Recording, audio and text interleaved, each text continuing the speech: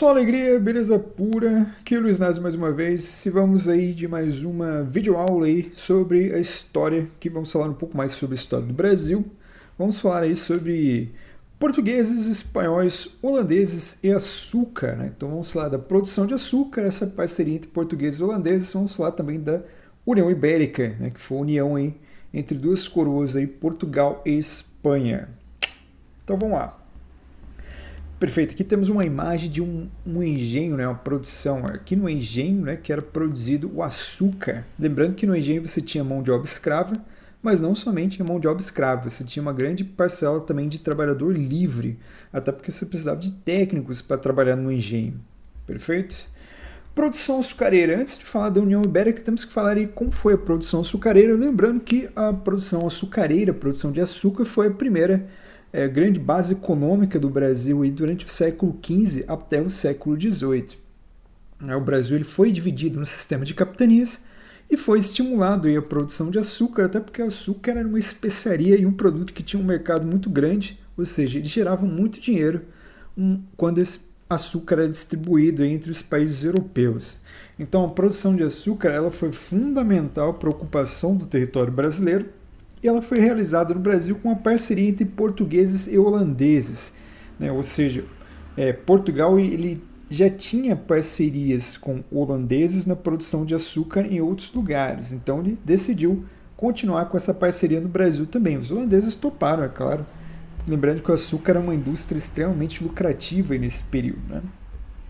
Então, como que funcionava mais ou menos essa parceria entre portugueses e holandeses?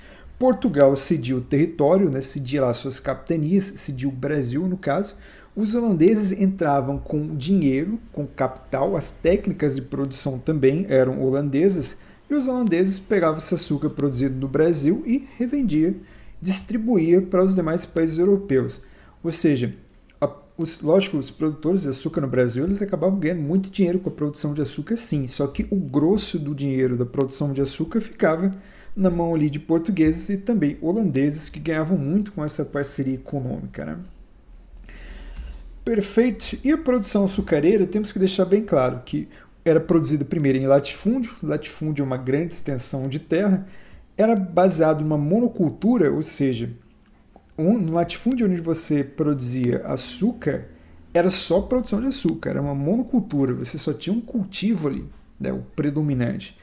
Era voltado para exportação, o açúcar produzido no Brasil não era para satisfazer o mercado interno, mas sim para satisfazer o mercado externo, que é onde estava o dinheiro, né? O mercado interno do Brasil ele não que não existisse mercado interno, ele até existia, mas ele não conseguia concorrer com o mercado externo. E a mão de obra que predominou na produção de açúcar no Brasil foi a mão de obra escrava negra. E a gente já viu em vídeos anteriores que para a coroa portuguesa era mais lucrativo você escravizar um negro do que você escravizar um indígena, ao contrário do que aconteceu aí nos países que foram colonizados pelos espanhóis. Perfeito? Aqui temos mais uma vez, mais uma imagem retratando aí a produção de açúcar dentro de um engenho. Então você tem escravos aí trabalhando aí na produção de cana, na produção de açúcar, desculpa. Certo? Mas aí vai vir a União Ibérica. O que vai ser essa União Ibérica? A União Ibérica ela vai atrapalhar um pouco essa parceria entre holandeses e espanhóis. Por quê?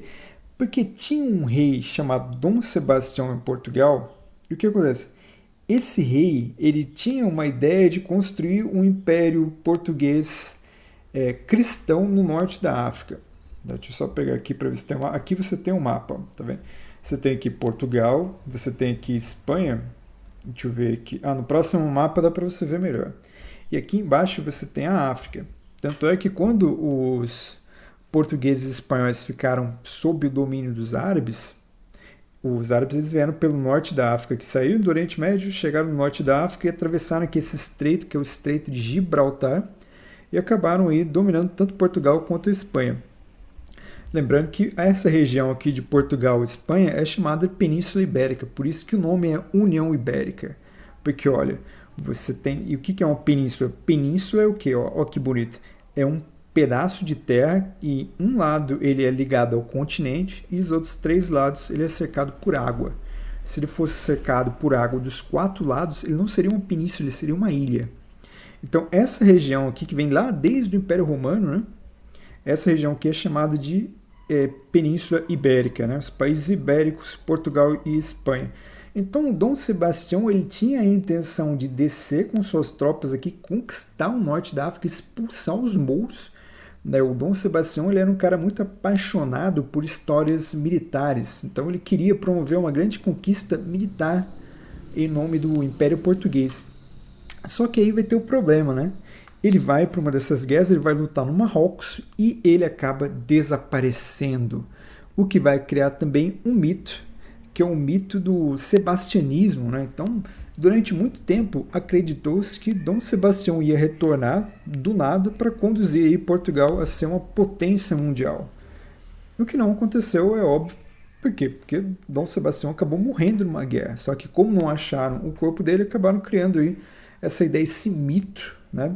Durante muito tempo, esse sebastianismo, como se ele fosse um grande messias, que viu uma espécie de rei Arthur, né? Se a gente for colocar nas devidas proporções, é óbvio.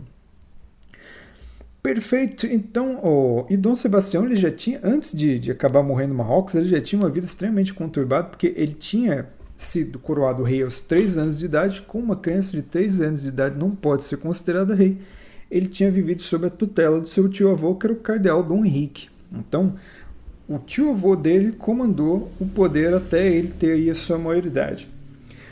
Aqui, né, foi falado que ele tinha um projeto de criar um império português e ele desapareceu com 24 anos de idade. Isso vai acabar gerando uma crise sucessória no trono português. Por quê? Porque ele não deixou herdeiros ao trono português. Ele morreu e não deixou ninguém da sua linhagem para que ele pudesse passar a coroa. É por isso que quando uma monarquia, um rei tem um filho, o rei não entra em festa. O rei não entra em festa, as pessoas bebem, gritam, comemoram. Por quê? Porque ter um herdeiro, ter um príncipe ali, significa que o reino estará seguro por pelo menos mais uma geração. Dom Sebastião, ele era muito ocupado com as guerras, acabou se envolvendo numa guerra, morreu, não viveu grandes amores, grandes paixões, não deixou nenhum filho. Então o que acontece? O poder voltou para o cardeal Dom Henrique. Só que esse cardeal Dom Henrique era um velho. Morreu 2 anos depois.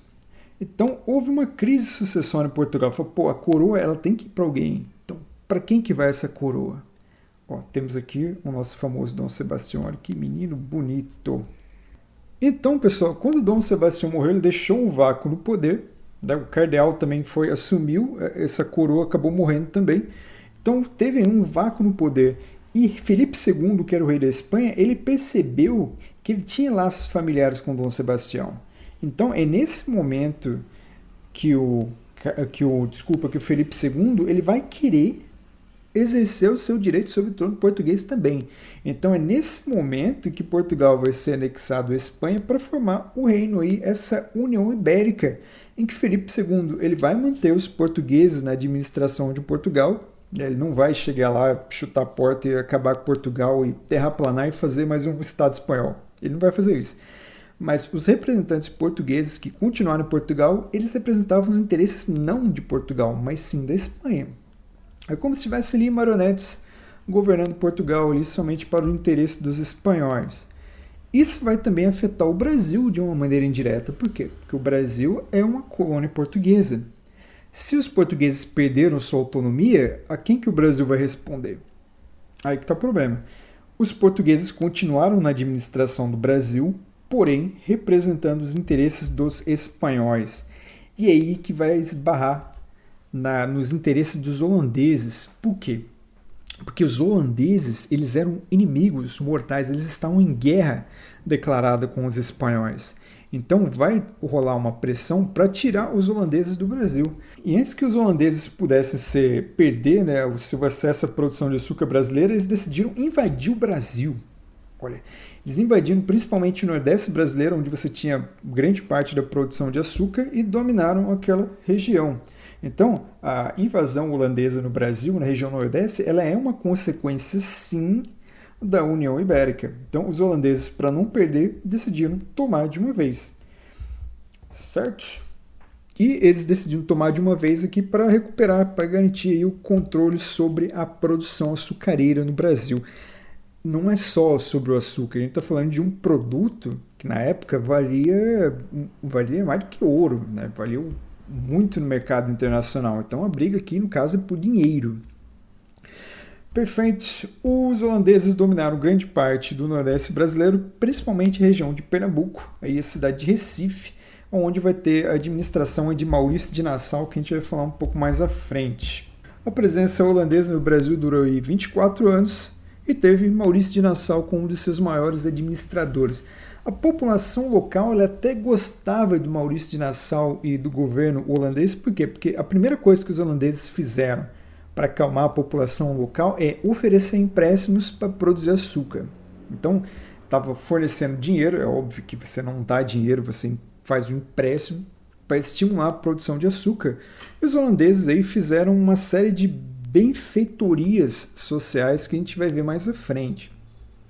Aqui temos aqui uma imagem dos barquinhos holandeses aí tomando o nordeste do Brasil, que temos a Baía de Todos os Santos, região nordeste. Em 1640, os portugueses vão tomar controle do território português e vão colocar fim à União Ibérica, expulsando os espanhóis. Esse processo, que é chamado de restauração portuguesa, ela é importante por duas coisas. Primeiro, ela vai colocar Dom João IV no poder. Dom João IV, que ele vai ser da mesma linhagem de Dom João VI, que é a Casa dos Braganças. E Dom João VI, a gente sabe que ele vai ter importância na história do Brasil, porque é ele que vai trazer a família real em 1808 para o Brasil. Né? Ele vai fugir do Napoleão e vai trazer aí a coroa portuguesa para o território brasileiro. Então, Dom João VI ele vai ser responsável por criação de um estado dentro do Brasil. Só que Dom João IV ele vai ser o primeiro dos Braganças. Aí. Então, aí que você está começando a dinastia que vai ter origem aí com o processo de independência do Brasil. E a outra característica importante aí que os portugueses, depois de livrarem Portugal dos espanhóis, eles vão voltar os seus olhos para o Brasil também, principalmente para a região Nordeste. Então eles vão querer retomar o controle do Nordeste, vão entrar em guerra com a Holanda, e essas guerras vão se chamar Guerras Brasílicas, que elas vão durar até 1654. E vai ter muito apoio da população local também essa guerra. Por quê? Porque lembra lá atrás que eu falei que os holandeses ofereceram empréstimos? Sim, só que os empréstimos eles não são dinheiro dado. O empréstimo é um dinheiro que você empresta para você ganhar mais à frente com os juros. Se você empresta, sei lá, R$100 aos juros de 10%, você perdeu 100 aqui para você ganhar 110 lá. Então não tem capitalismo da boa vontade, não. O sistema é mau, o sistema é ruim, então empréstimo é uma maneira de você enforcar as pessoas. Então os holandeses, quando tiveram que cobrar esses empréstimos aí, gerou uma insatisfação local. Os portugueses, querendo livrar o Nordeste brasileiro da presença dos holandeses, aproveitou-se dessa insatisfação local e declarou guerra aí com os holandeses, que também já estavam envolvidos ali em vários conflitos ali regionais, certo? Este aqui é Maurício de Nassau, que bonito, né? E vamos falar aí sobre o legado da ocupação holandesa, né? Então, Maurício de Nassau ele foi responsável pela famosa Belle Époque, ou seja, a época de ouro do Nordeste brasileiro, e ele promoveu uma série de reformas administrativas, promoveu uma urbanização da cidade, trouxe cientistas, artistas, cartógrafos, né? Implementou jardins zoológicos, jardim botânico, criou canais, pontes, diques, palácios, Museu Nacional, Observatório Astronômico, e ele restabeleceu a produção de açúcar através aí de uma oferta de empréstimos. Então, o Maurício de Nassau, quando ele volta para a Holanda, quando ele sai do Brasil e volta para a Holanda, ele vai deixar aí essa... Ele era uma figura querida até ali entre a região nordeste do Brasil. Então, quando ele vai embora, é mais um motivo aí para a população. E tanto é que fizeram festa para ele, né? Tinha festa lá do boi voador, etc. Então, quando ele sai do Brasil para voltar para a Holanda, isso vai gerar uma satisfação também nos brasileiros. E vão se juntar os portugueses aí para expulsar os holandeses em 1654, acabando assim com o período da invasão holandesa no Brasil. Isso vai gerar uma consequência também, essa expulsão dos holandeses, para a crise do açúcar no Brasil, porque os holandeses, quando saírem daqui, eles vão abrir uma concorrência produzindo açúcar nas Antilhas, que vai ser um açúcar de maior qualidade do que o açúcar brasileiro, até porque o açúcar brasileiro ele só tinha uma qualidade excelente, porque ele tinha uma influência muito grande dos holandeses, e por isso, quando os holandeses saem, o açúcar do Brasil diminui de qualidade. Quando os holandeses abrem uma concorrência nas Antilhas, vai fazer com que o preço do açúcar brasileiro diminua. Por quê? Porque você vai ter um concorrente de peso no mercado. Então, essa expulsão dos holandeses no Brasil é que vai abrir uma crise para a economia do açúcar. E a economia do açúcar só vai ser solucionada lá na frente, a sua crise, é claro, com aí a ascensão da economia cafeeira. Perfeito, espero que tenham gostado aí desse período que fala da União Ibérica e do nosso querido período aí do governo do Maurício de Nassau. Se tiver alguma dúvida, não esqueça de deixar nos comentários. Você pode aproveitar e se inscreve também. Deixa as dúvidas aí nos comentários. E se eu falei alguma besteira, eu peço perdão. É uma coisa que pode acontecer também. Um abraço, um beijo e um queijo.